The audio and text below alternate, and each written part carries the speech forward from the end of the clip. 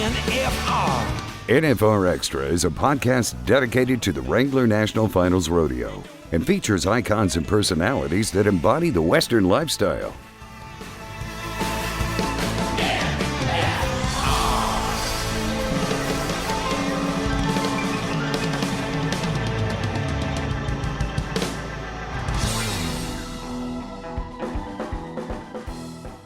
When you really boil it down, it is hunters were the original and still remain the primary conservationists in North America. But yeah, 40 years old, we're up to about 230,000 members. Yeah, we try. We're very proud to be the sponsor of the national anthems at the NFR, and we work with Las Vegas events to help identify those artists. And that's now grown into the opening acts as well, and just upping that entertainment value. You got the Super Bowl of rodeo there, it gets no better. So how do you kind of build the ancillary pieces around that to make it an incredible experience for all of the attendees as well? And we've been very humbled and honored to have the opportunity to work with Las Vegas Events and PRC in that capacity. Hey everybody, this is Steve Godert, and you're listening to the NFR Extra.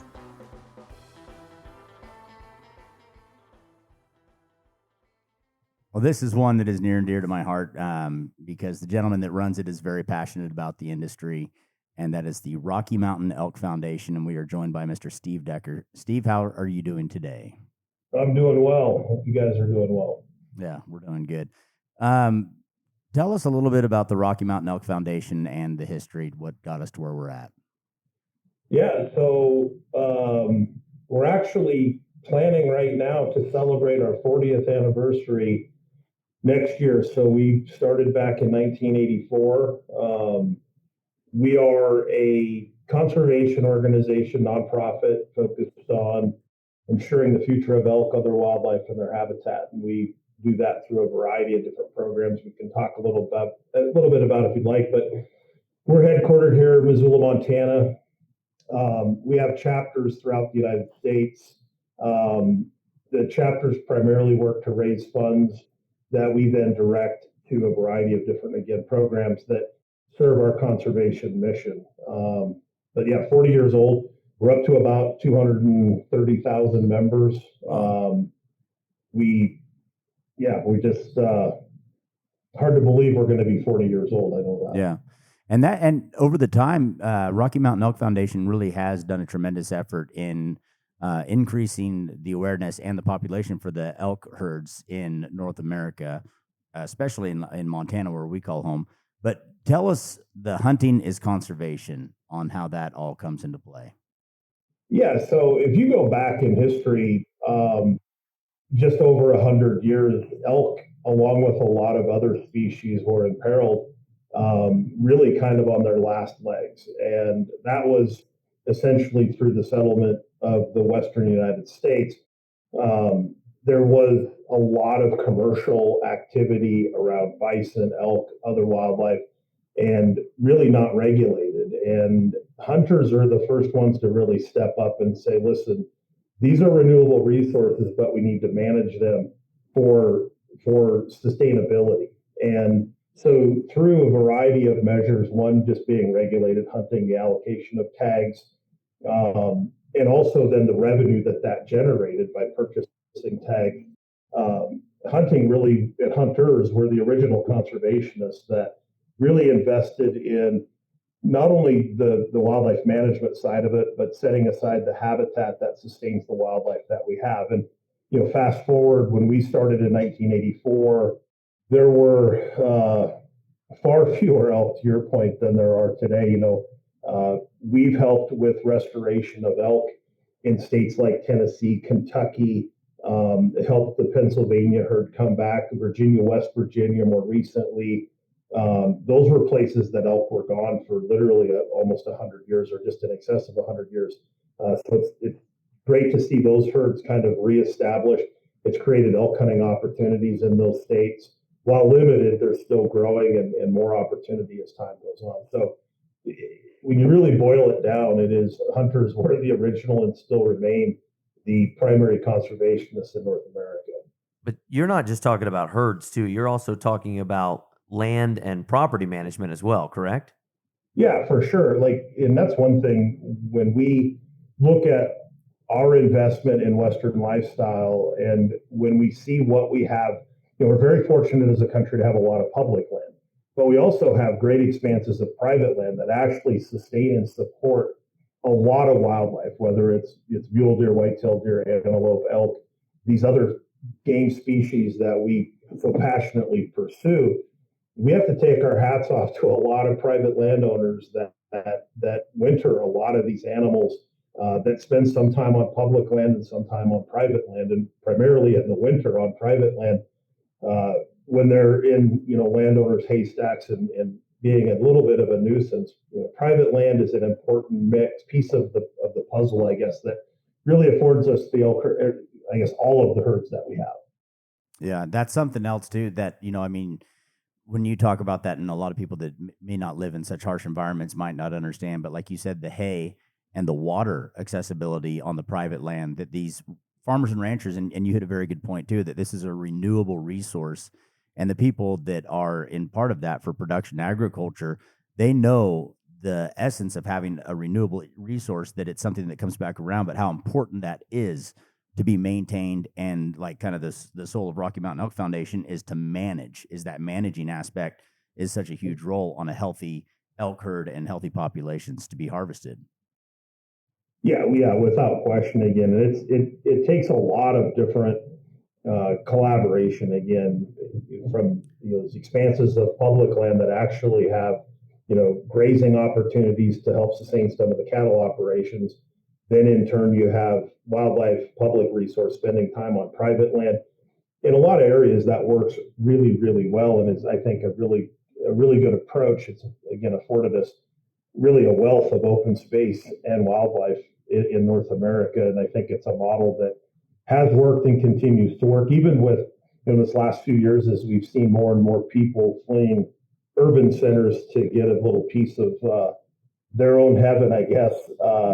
It still continues to work, and we've seen this pretty big population shift here in the last couple of years. More people going to more rural spots. Yeah. And it's pretty crazy too, because you listen to like, Joe Rogan, who's got the number one podcast in the world, and how avid of a hunter he is. Cameron Haynes, you kind of go down the list of these guys that have gained a lot of popularity via their success for hunting and the dedication that they have in that.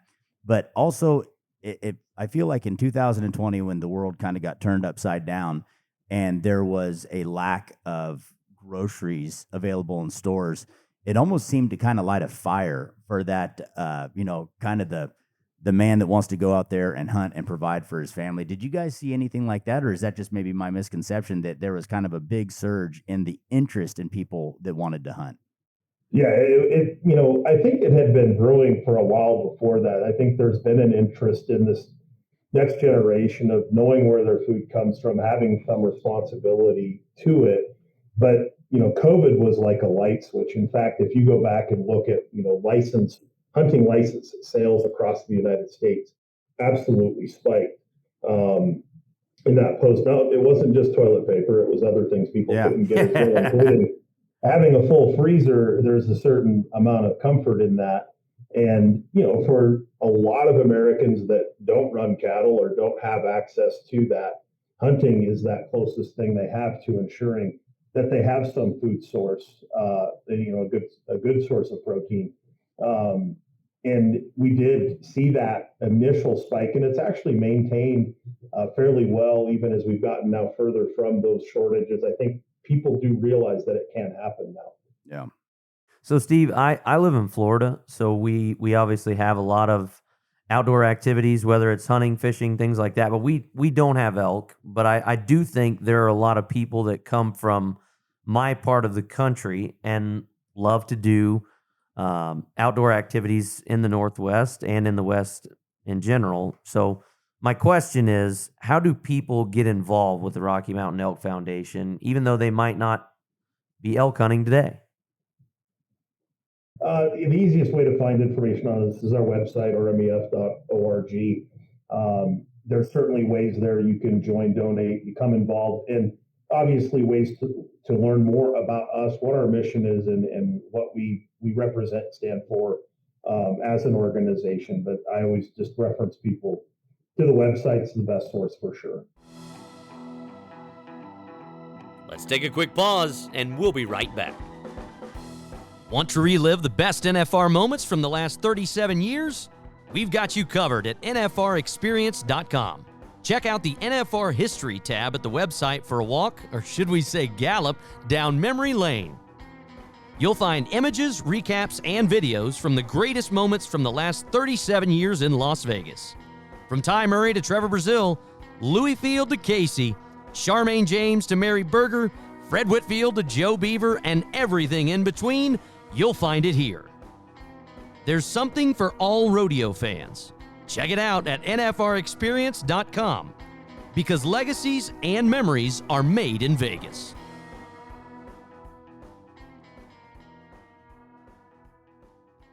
We were kind of talking earlier on too about I think I've been 11 years with the Junior World Finals, and I remember when we would go over and we hadn't quite meshed yet together. You guys would have, it was the Rocky Mountain Elk Foundation Christmas, and then how did that come together with the Cowboy Christmas and the Rocky Mountain Elk Foundation presents the Hunter Christmas? Yeah, it really started with us kind of subletting in a booth in Cowboy Christmas this was before 2000, maybe 15 years ago, 16 years ago. And we had great success there and knew it was the right place for us to be. And I think it was 2012 when Bo Gardner and LV started the Fan Fest portion of Cowboy Christmas. And I immediately said, give us whatever we can get. So then we really, at that point, had our own footprint. And it just kind of grew on that. In about 2012, we had this idea, more of the hunting and outdoor industry. How could we bring more of that to NFR? Again, talk about a marriage made in heaven with the hunting and outdoor side with the Western lifestyle rodeo side. Sure. So in 2014, I think we did a 4-day show in the Central Halls while Cowboy Christmas was in the North Halls. And then we actually got kind of lucky and decided to go all 10 days, move everything to the South Halls. And it just kind of took off from there. The early days were tough. I wasn't the most popular person in the world being upstairs at Cowboy Christmas and having those droves of people downstairs. I had exhibitors like, where are people coming upstairs? Like the Junior World Finals was a big piece of drawing people upstairs and kind of getting them at least exposed to our side of the expo. And I don't know, in the last few years, it really started to take off. And then last year it was ridiculous. Like we were just overrun with people, which is great for our exhibitors, great for our folks. But we also knew, in working with Brylan and with Bo, we needed to take more space. And you'll see that in this year's layout, adding the central halls, just spreading it out a little bit where people can actually breathe a little bit. But that's kind of a little history of us and how we kind of acclimated into Cowboy Christmas in the NFR. Yeah, it was kind of one of those things like you guys were building, logs on top of logs, and all of a sudden somebody lit a match and it really took off. But also what you guys have done, and again, like you said, I think that there's probably a big buildup coming to this. But, even people like Black Rifle Coffee Company and everybody that sees the value in that. And it's not everybody that hunts ranches, but pretty much everybody that ranches hunts in some form. So like you said, that perfect marriage kind of came together. But what you also offer there is not only incredible exhibitors and everybody that else is coming in, but entertainment, as you guys have really, really grown the entertainment side. Yeah, we try. We're very proud to be the sponsor of the national anthems at the NFR, and we work with Las Vegas events to help identify those artists. And that's now grown into the opening acts as well, and just upping that entertainment value. You got the Super Bowl of rodeo there; it gets no better. So how do you kind of build the ancillary pieces around that to make it an incredible experience for all of the attendees as well? And we've been very humbled and honored to have the opportunity to work with Las Vegas events and PRC in that capacity. And then, of course, that extends to some of our after the rodeo is an important part for a lot of people that go to Vegas. And we've partnered with the Palms Resort. I'm really, really impressed with the Palms and the renovations that they've done. It's an incredible property. We're going to help produce a live viewing there For those folks that can't fit into Thomas and Mack every night, I think it's going to be first class. And then we have worked on a really, really good lineup of artists to perform after the live viewing. So we're excited about that. Yeah, that is something else. And, it's crazy too, those viewing parties. It seems like that really is something that people almost are as excited to go to the viewing parties as they are to go to the NFR itself. I mean, it's something that is just like, who'd have thunk that that'd be as big as it was? Yeah, it's incredible how many there are. But when you look at the number of people and just what, Thomas and Mack can only accommodate so many. And the live viewing experience, when it's done right, I think it is the next best thing. It's, I know they've added concourse passes, tickets to the NFR each night. I think that's one step closer to that actual experience. But the live viewings are really close, and again, done well. I think I'm a fan. I'm somebody that lives in Montana, goes to the NFR because I love it. We look for an experience, and so Right. We're trying to do our part to help create that experience that brings people back.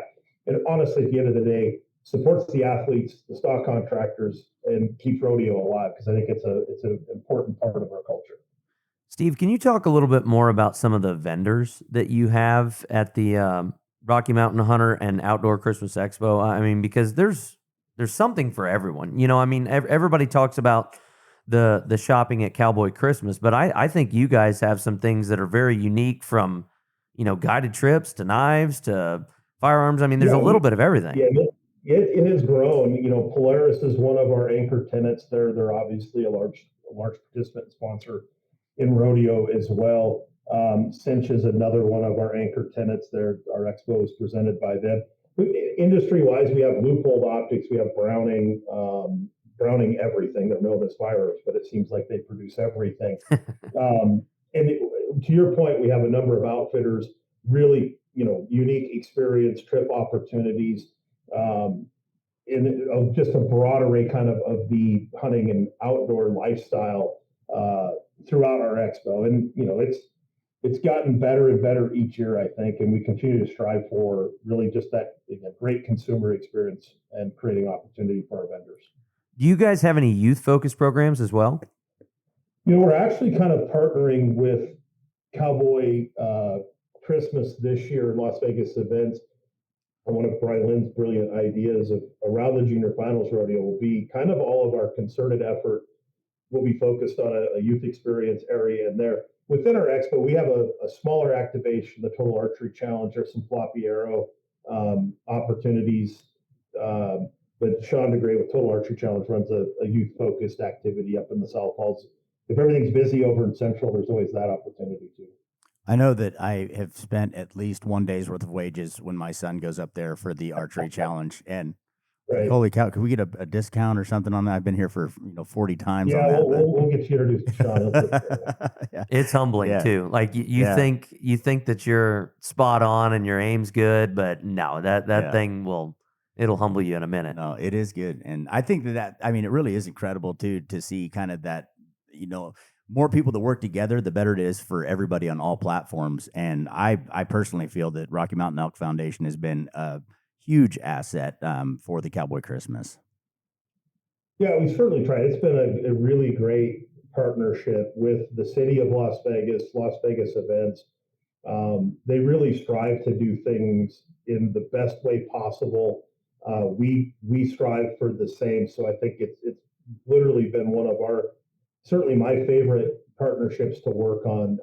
They've been incredible. And just that whole NFR experience, you have to take your hat off and give a lot of credit to the city of Las Vegas that rolls out the red carpet for all of rodeo for 10 days a year. And I think produces one of the finest events in the country. And again, we're humbled and honored to be a part of that, a very small part of it. Well, we're thankful to have some time with the bull elk himself, Steve Decker. We appreciate you being here with us, and we look forward to seeing you when you get back here to Vegas. I appreciate it. Looking forward to it.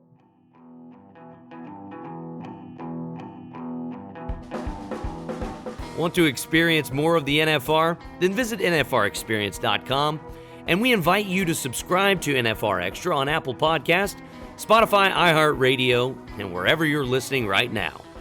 If you like what you've heard on NFR Extra, We would love it if you gave us a 5-star rating and tell your friends how to subscribe.